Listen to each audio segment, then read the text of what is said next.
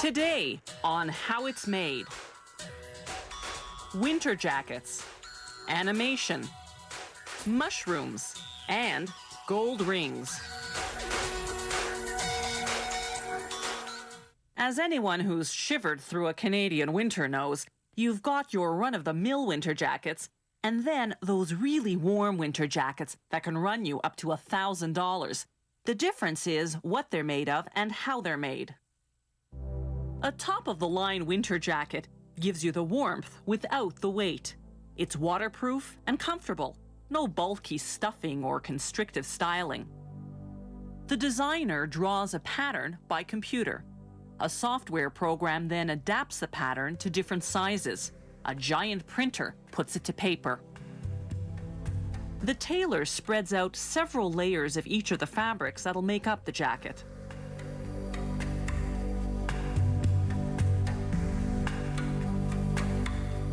He lays out the pattern, then pins it in place.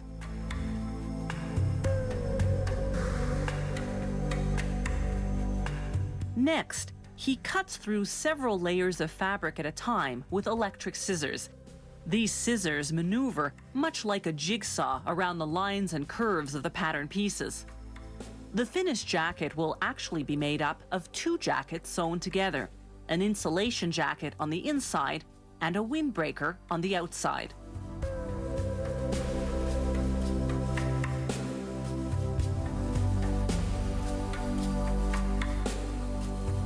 The inner insulation jacket begins with a nylon lining. Then they layer the key components, a film to stabilize and protect the insulation, then the thick polyester insulation itself.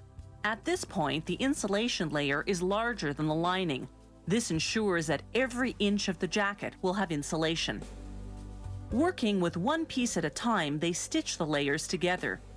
Each line of stitching is tacked at the beginning and at the end for added strength.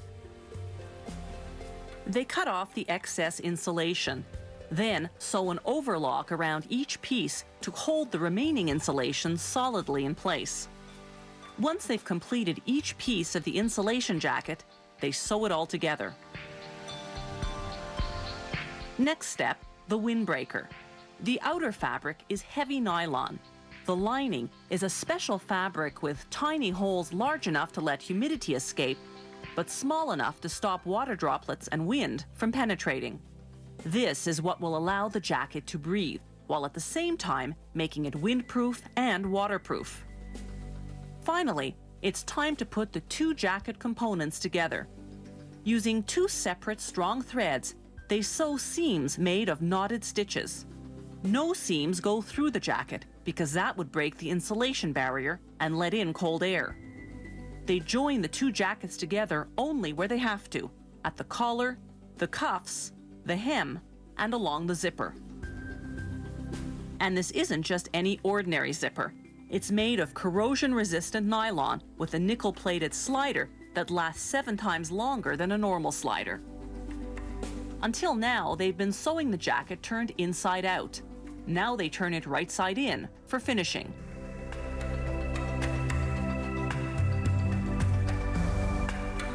These heavy-duty snaps have sturdy grips that anchor themselves between the fibers in the material, so they won't tear the fabric with repeated use.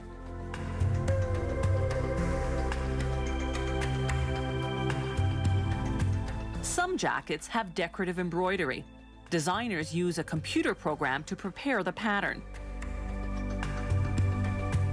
The automatic machine embroiders 5 jackets at once.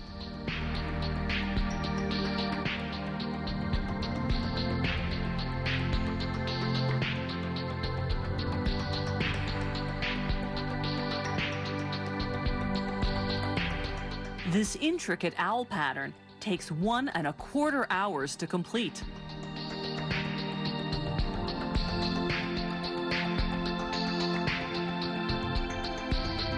The final result is a stylish jacket whose secret weapon is that hidden layer of insulation. It traps air inside. Your body then heats it up, creating a cushion of warmth against the cold of winter.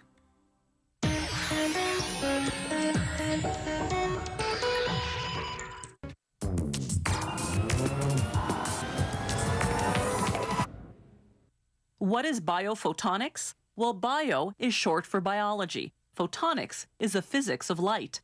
Biophotonics uses sophisticated imaging and other sensitive optical instruments to conduct biomedical research. Biophotonics has a range of uses, from medical diagnosis to drug screening.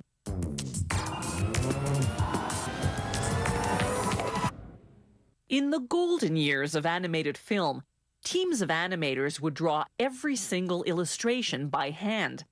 Today, they do much of their work by computer, but that doesn't mean it's any less artistic. It all starts with a screenplay, a script containing not just dialogue, but also physical descriptions of the characters and background scenery. The art director begins creating the characters. He draws in pencil.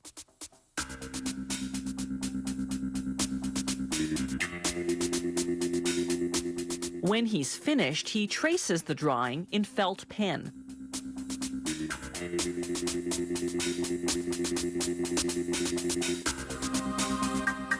Then he erases the pencil marks. He adds shadowing to create relief. Once he's drawn all the characters, he starts the backgrounds. And then the objects that appear in the backgrounds. The storyboard artist blocks out the film on paper, drawing by drawing. The production team will follow this storyboard the way a dressmaker follows a pattern.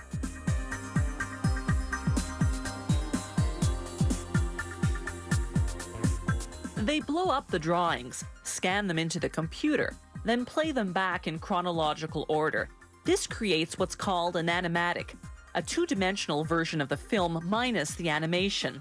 Should the director now decide to change, say, a ground-level view of the street to an aerial view, he has the artist redraw the street from that new angle. Meanwhile, the animators work on bringing the characters to life. Using specialized software, they build a skeleton to fit inside the character's body. When they move the skeleton, the software makes the body move with it. They make the characters three-dimensional using a technique called wireframe animation. First, they build the shape of the character using a wire structure. Then they add color and clothing.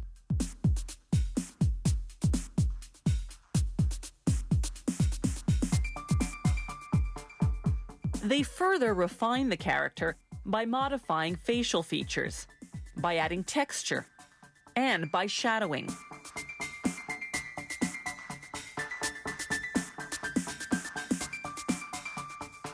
They use specialized software to synchronize the character's mouth with the dialogue.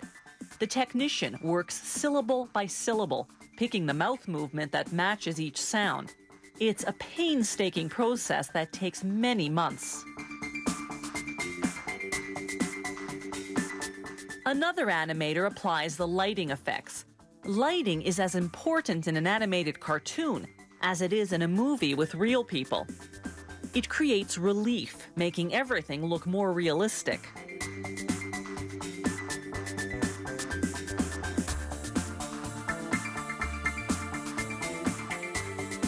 The animators cut and paste the characters and objects onto the backgrounds. With the characters' movements programmed into the computer, the animators turn the two-dimensional stills version of the film into a three-dimensional animation, essentially a rough cut of the film.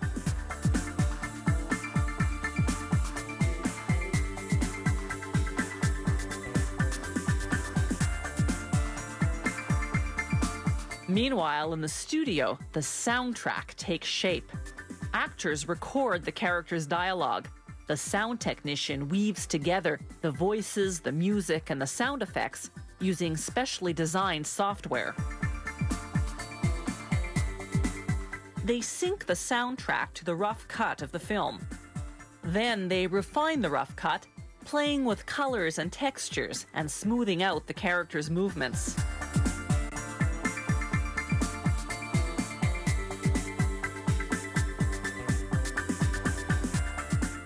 After a full year's work and more than 42,000 drawings, this 24-minute computer-animated film is finally finished.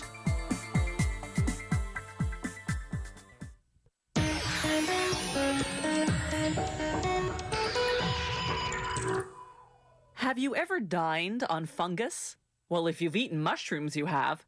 We like to think of those tasty little umbrella-shaped things as vegetables, but technically, they're fungi. Fungus omelet, anyone?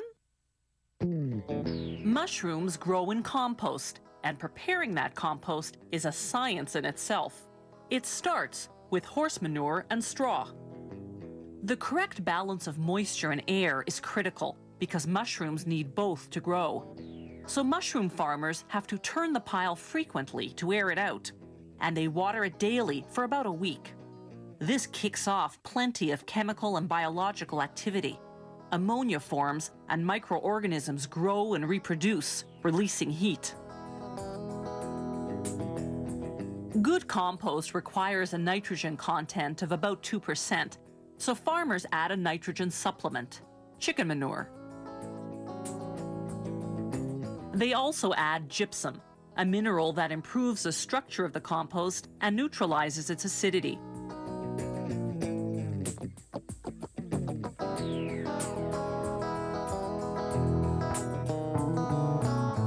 At the week to 2 week mark, depending on how the compost is progressing, it goes into the composter, which waters, aerates, and blends it.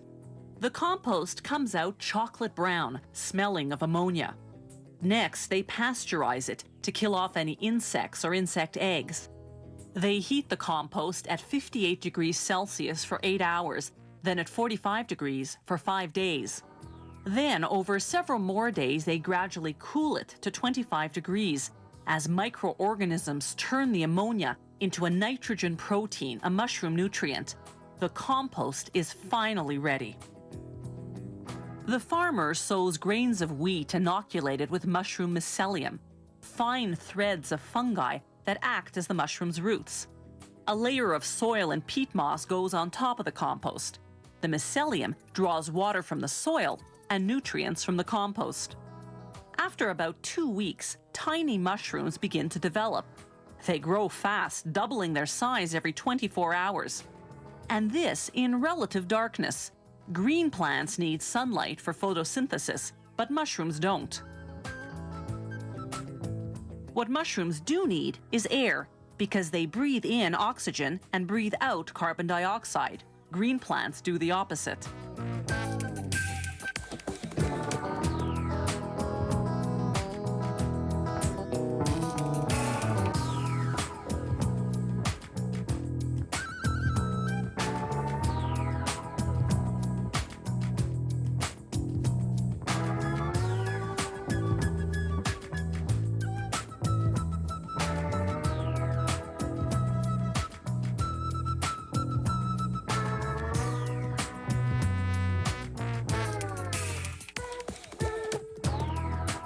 Another 3 days and the tiny mushrooms are fully grown and ready for harvesting.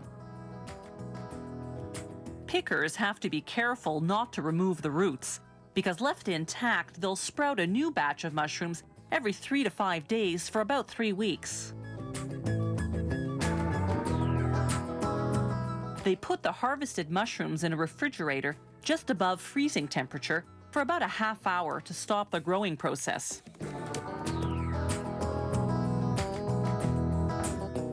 On the packaging line, they weigh the mushrooms and arrange them in a container, buttons up.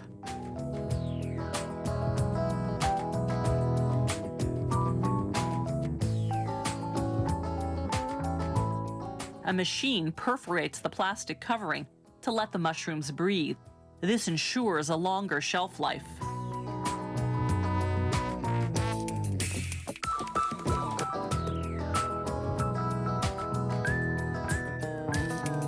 The mushrooms stay in a fridge until they leave for the store the following day.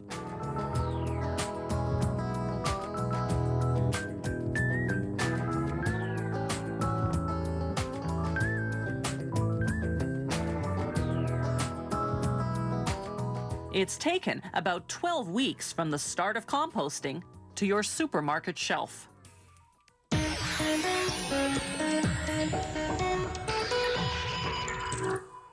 Gold jewelry has been a symbol of wealth and status throughout the ages.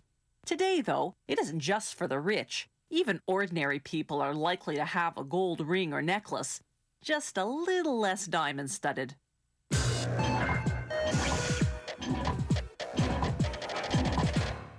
As early as 2000 BC, Egyptian kings and queens adorned themselves in golden jewelry encrusted with precious gems. When the Spanish sailed to the New World in 1492, they discovered Mayan and Aztec masterpieces of colored stones and pure gold. Today, elaborate gold jewelry and precious gems are well beyond the reach of the average person, except for the diamond ring, still the customary symbol of engagement.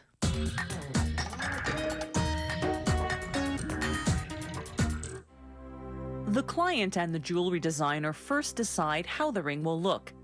The designer then measures the client's finger to determine her ring size. He then sketches out the design they've agreed upon, a grooved band with 3 diamonds. The model maker works with a special carving wax. Using a compass, he measures off and marks a width of the band, then carefully saws it off. He takes his millimeter gauge and puts it on a stick with ring size markings called a mandrel. He adjusts his compass to the ring size, then scores the finger hole on the block of wax. He then takes his drill and carefully carves out the hole he scored.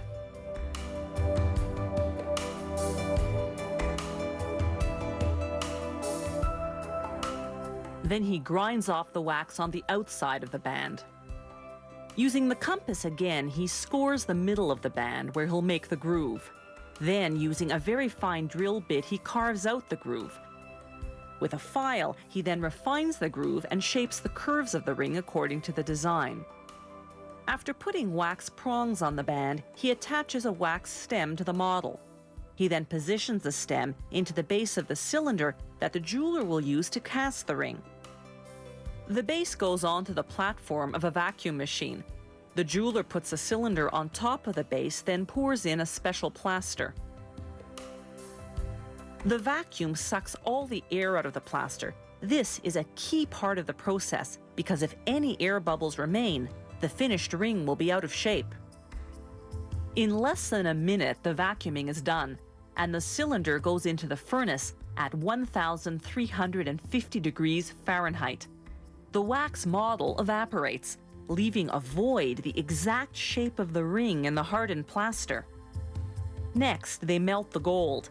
The gold content of jewelry is measured by carat. The lower the carat, the less gold and the more alloy, cheaper metals such as nickel, silver, and copper. After 5 hours, the cylinder comes out of the furnace and goes into the casting machine. The machine spins for about a minute. The centrifugal force shoots the liquefied gold into the plaster mold that's inside the cylinder.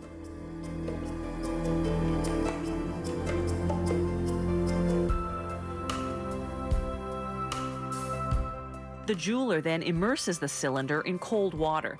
This cools the gold and makes the plaster disintegrate. What's left is the cast gold ring, but its surface is rough. So, on to the finishing process. The jeweler saws off the stem and gets to work.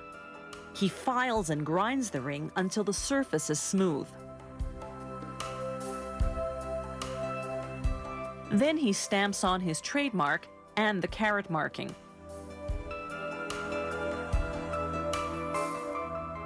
Then he hammers the ring on the mandrel to make it perfectly round. The jeweler then hands off to a specialist in polishing. The polisher runs the ring against a series of buffing wheels until it's bright and shiny. The polisher then hands off to a specialist in setting gemstones. The setter straightens the prongs that'll hold the diamonds. Then, with a delicate drill bit, he carefully carves out the inside of the prongs. The edges of the diamonds will fit directly into these slots. He readjusts the prongs, then sets the diamonds, making sure the prongs hold them down securely. That's a 1-carat diamond in the middle, a 1/2-carat diamond on each side. The jeweler then immerses the finished ring into the ultrasonic machine. The vibrations in the water penetrate every nook and cranny, washing the ring. Finally, he puts the ring under a jet of hot steam to blast away any remaining residue.